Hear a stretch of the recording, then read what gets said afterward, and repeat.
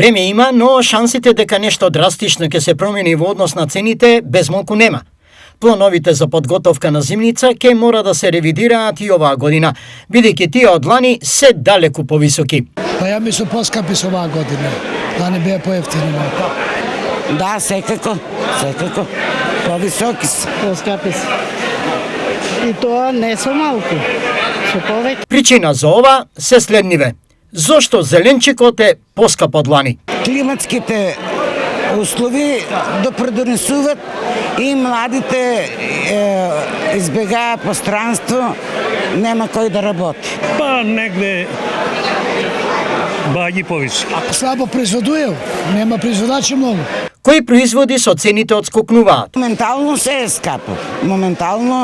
е скапо. Па пиперат, падиџаните. Па се е скапо. Нема. А знае се, ево овие сите тука, патлиџан, пипер. Сето ова води кон друго. Прашањето зошто луѓето зимница подготвуваат се помалку. Реално кажано, како прво скапи се продуктите, а како второ, вие после старееме не можеме да работиме, а трето, младите се научени да си купат тегла, да не се мачат. Зашо старите нема време и скапо.